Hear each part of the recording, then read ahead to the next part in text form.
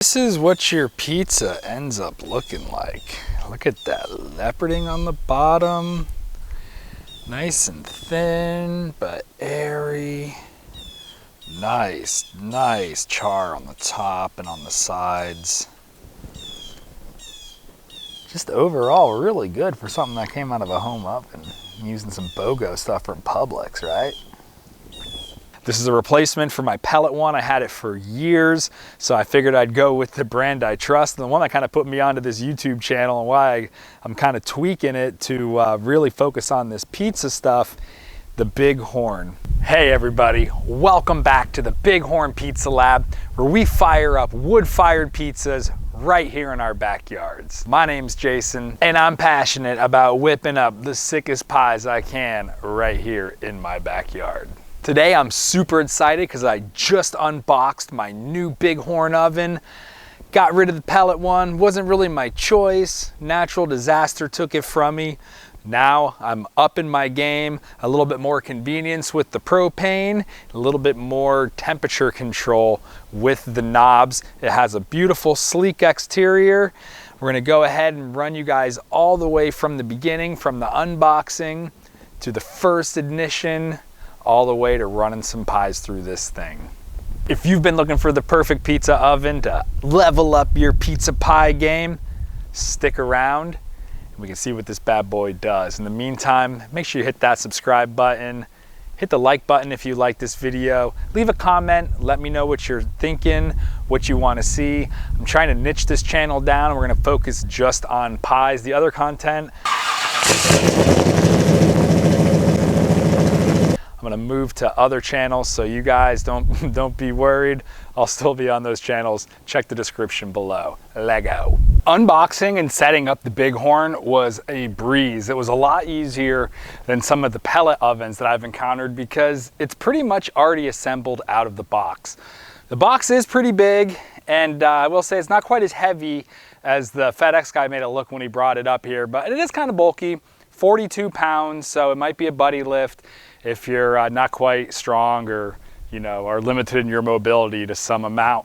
But as long as you have a box cutter, you can get this box off pretty easy. Do what I did, just set it down. Of course, it's not safe to be cutting up with a box cutter towards your face, but we are playing around with an oven that gets to 900 degrees, so I trust you guys. Once the oven comes out, the whole thing is pretty much already assembled.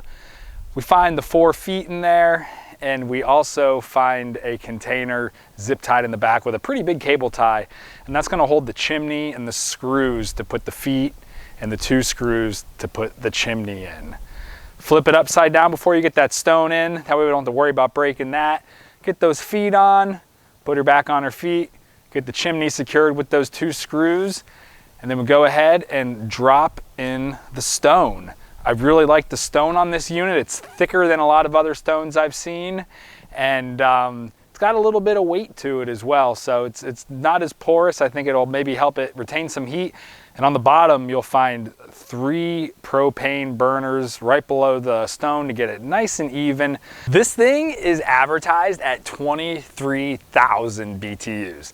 However, on the little side placard, the math only adds up to 22,000, so I don't know if that's maybe like Chinese BTUs to American BTUs, but you know what? That is a lot of power. To put that into perspective, like a typical electric oven in a house is like anywhere between like 7 to 10,000 BTUs. If you got like a high-end one, it might be 15,000 to 17,000, so we have nearly double, triple, maybe quadruple what a home range has in something that has probably maybe a 20th of the volume. So this thing should be able to cook some killer pizzas. Underneath that styrofoam tray that you find the 4 feet in, you're also gonna find this. It was pretty interesting, and there was actually a little piece of paper wedged underneath it to let you know exactly what it is, and it's a bottle opener for stone no get stuck. I really like the language. It's pretty cool. It explained to me what it was for. It's for opening up bottles and helping you get that stone in and out, which is an issue that I had with a lot of my ovens, especially my Vevor oven. Rest in peace. I never got a chance to make a video on it because it got smoked in Hurricane Helene, along with a lot of my other pizza making gear which made me pretty excited that this did come with a pizza peel. So that's what's gonna be in that last box you find. It just flips out, no assembly required. Nice and small, so that way you can travel with it, store it. It is only 10 inches though. The cooking surface in here is 13, and typically, you know, aim for 11 to 12-inch pizza pie. So it's gonna have to be a little bit on the small side for this first one. I do have a new wood pizza peel coming, and I'll leave a link in the description below to the one that I'm getting. If you guys have seen my other videos, you know I really prefer to launch on a wooden pizza peel and then recover with a metal. I could recover a bigger pie with a smaller metal peel, but launching it, that's where all the magic happens. You want that wood peel. So check out the link in the description below to see the one that I'm running with this oven. After we get that stone slid in there nice and gently, the only thing we have left to do is get this puppy fueled up. It runs on a 20-pound propane cylinder, and they give you plenty of line to get it good and far away or put it somewhere so the kiddos don't trip on it. Inside, they have a very nice info panel that's got all the information that you'll ever need to operate this grill safely. And one thing they do remind you is they want this propane cylinder to be a minimum of 23 inches or so away from the oven, and also keep a good 23.5 inches or so from all sides of it once you get it set up. I mean, this is pretty common sense, and we will hit this with the thermal imager when it's running so that way we can see exactly how hot the sides of it get. Another sweet feature is this auto ignite. Don't forget to throw a AA battery in there. It is not included, but you know what? That's gonna be a lot nicer than all those times of getting those pellets going. Although I still love the pellet game, I'm just not in it anymore, or at least at the moment. Hey, if you make ovens, you want me to try one out, hit me up, find my email in the description below, and I'll give it a shot. For coming right in at around $200, heck, actually after I bought this, I saw it on a Black Friday deal for like $168. Check the description below for a link to the best offer on this thing currently. I'm actually not sponsored by Bighorn. I don't know how I'm not sponsored by them yet. But anyways, go down there and find you one, all right? They're sweet ovens and they're a heck of a value. The thing's made out of stainless steel. My last one looked beautiful. I had it for like almost 5 years. This thing looks like it'll hold up just the same. The inside looks like it's tack welded together, so I don't know if that's gonna have the best thermal insulation value, but I think the BTUs that's gonna be getting put off from this 20-pound cylinder over here are gonna mitigate any sort of lost heat in this thing. Overall, the fit and finish of everything is very, very nice, and I can't wait to see if this thing performs. I don't know about you guys, but I'm ready to get this bad boy lit off and see what it do. Comes with a very nice instruction manual that tells you pretty much everything. One of the warnings you might want to pay attention to is if you're on scripts or booze, you might not want to play with this. So keep that in mind before you throw a couple K-pins back. You might want to get the pies out first.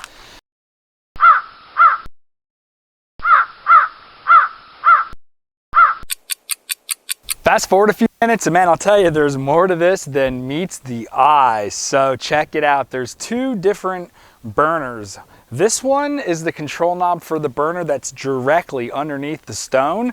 This one controls the flame that goes up and over the top, which is actually pretty cool. So you can kind of play with this temperature. I know a lot of people in the comments of all my other previous videos, they either burn the top with a raw bottom, or they have just a completely charred bottom with kind of like raw or not even melted cheese on top. So this is gonna be really cool, but it does present a little bit of a challenge the first time you go to light it. It was really kind of confusing. So let's go ahead and do it together. I took the stone out so that way I could kind of see what's going on in here. But basically all we do is get our propane hooked up. We're gonna go ahead and turn this to light and push in and then hit our igniter. And I heard it light, and just hold this. It says for up to 30 seconds, but since I already kind of primed it, then I think it's gonna be good. But definitely on your first light of a tank, until it sort of gets pressurized through here, you are gonna need to hold this down. And it is kind of hard to see that flame during the day, but I can still see it. And there isn't really anything indicated here as far as controlling it. Whereas on the other side, there is a little bit of a scale so you can see what you're controlling. So I don't know if this is intended to always be on full blast, or if you are, you know, at liberty to play with this, and we'll figure that out in subsequent videos. So if you guys are liking this and getting any value from this, you want to learn more about these ovens or have any questions that you're getting tripped up on or want to diagnose, please subscribe, hit that notification bell, guys. Let me know down in the comments what you want to see. Recently just changed the name of the channel to the Bighorn Pizza Lab. I'm kind of putting some of my other interest into some other channels. The Monte Carlo is still around. I'll put a link in the description below. It's going to move to a new channel called This Old Monty. So if you're here for the car content, definitely please help me get that channel launched. Go there and subscribe. Content coming shortly. Like I said, I'm just getting recovered from this cane, and getting back into the pizza game is really for my mentals kind of part of it, guys. So thanks a lot for coming along. Now let's go ahead and get this other side lit. Push it in the same way and it lights right up. And that's on high as well, but we can turn it down. I'm gonna go ahead and leave everything on high. I'm gonna put that stone back in here, and we'll check in about 5 minutes and see what the temperature is. Real important safety consideration with this oven, or really any propane appliance. If it doesn't light quickly, or like in your first couple chances, turn it off, give it a second to sort of vent, all right? You don't want a lot of gas to build up in here and then it to blow that stone into your face, okay? They definitely say to do it with the door off to kind of prevent that propane from building up in there. But be safe, guys. Just like the directions say, do this before your pills. Right at about 5 minutes, and the built-in thermometer, which is on the opposite side of the propane burner that arches across the roof, is already reading around 825 degrees, which is pretty impressive. It's a little bit of a cool kind of Florida day. It's got to be like mid-60s or something, so not quite cold, but it's not quite hot, and this thing's heated up pretty quick. I'm not quite sure how hot the stone is. I'm gonna give it maybe another 5 minutes. That way we're at 10 total, and we'll bring out the little infrared gun and we'll see exactly how hot the stone is, how hot the roof is, and in the exterior panels too. So that way we know maybe what sort of hazard this is, or kind of how to plan where it's gonna fit into our backyard. Another thing I noticed when I was kind of staring at it and looking through the manual, these cool little flames are actually little peek holes, so you can check and see if that bottom burner is running. So kind of something to remember. It'll definitely be a little bit more visual at nighttime than daytime, but a little tool for you, pretty cool. We're just a little bit over 10 minutes and we're just a little over 900 degrees with this oven. I would say that's probably a perfect temperature to be cranking out some pies. If it's 900 here, I'm guessing that stone's gotta be at least over 700. Let's go ahead and check it out. Ooh, stone is 930 degrees. For the inside of the oven being so hot, the roof actually isn't that bad. It's just around 200 degrees. I wouldn't go leaning against it or nothing, but it's not gonna like totally mutilate you if you do. Stack temps are around 275. I don't know about you guys, but I'm about ready to see some pies come through this thing. So let's see if we can get it lit this second time easy. All right, bottom's on.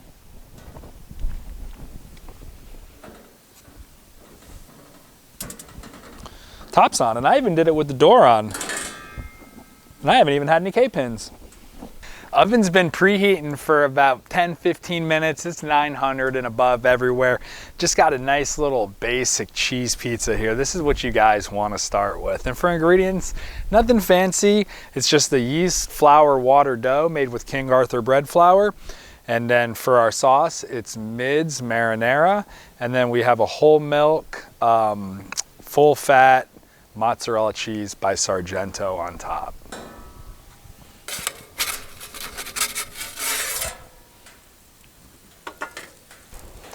Well, I can already smell the bottom of it cooking. Wow. Bottom almost might be too hot. Let's see. I don't know. I might give it a turn here in a second. It's been in for about 30 seconds.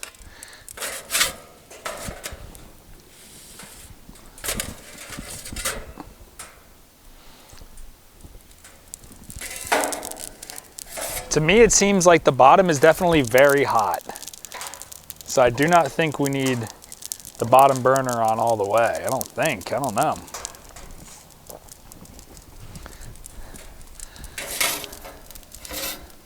The bottom of the dough is definitely done. Let's see if we can pick it up and finish it up here. Rotate it.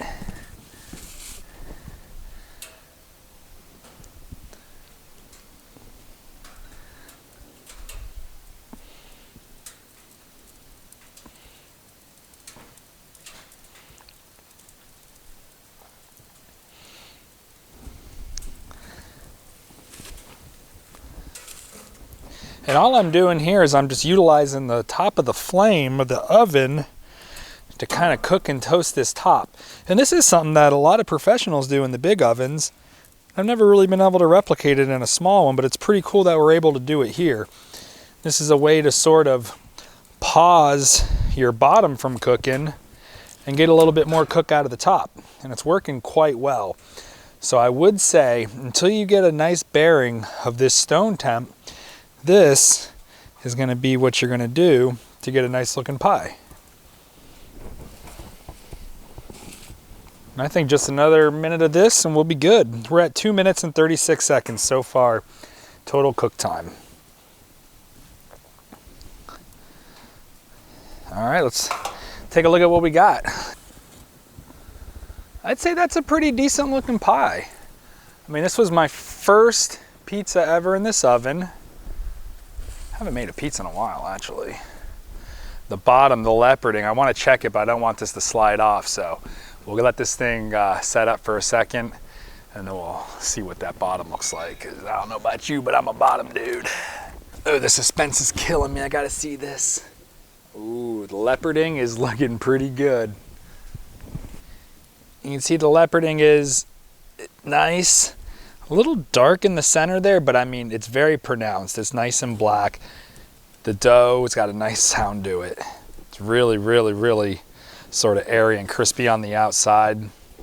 Even though we kind of got a rush to the races on the bottom, you can see we were able to pull the nose up and just roast the top of that pizza up under sort of kind of the broiler, like the salamander, I guess proper, that burner creates in there for us. So pretty cool. You got these options to where the pizza isn't quite done. You can use some sort of professional techniques, sort of get the nose up and save that pie.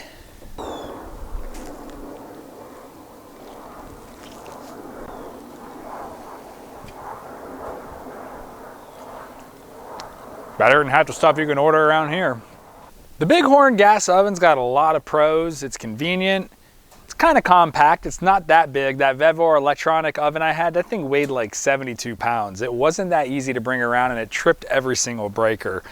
So this is actually not too cumbersome for what it can do. It doesn't come with a cover or anything. That's probably a con. Along with my other con is the bottom gets very, very hot. So we're gonna experiment in further videos and see if maybe we just preheat the stone with that burner and then maybe kill it when we put the pizza on. This is the Bighorn Pizza Lab, so we will be working these things out with science. So make sure, again, you hit that subscribe button. Let me know in the comments what you want to see me cook inside here, and also what you want to learn. Aesthetically, again, I think it looks amazing. This stainless steel finish has really held up in the past without me taking really any care of it at all. This is a great oven.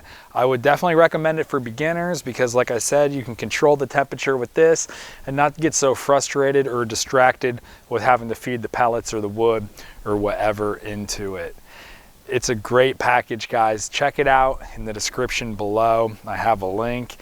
It's $200 and sometimes sub $200 and gets you into the pizza game, whipping up some great pizzas like this. Thanks a lot, guys, for stopping by. I'll see y'all next time. Peace.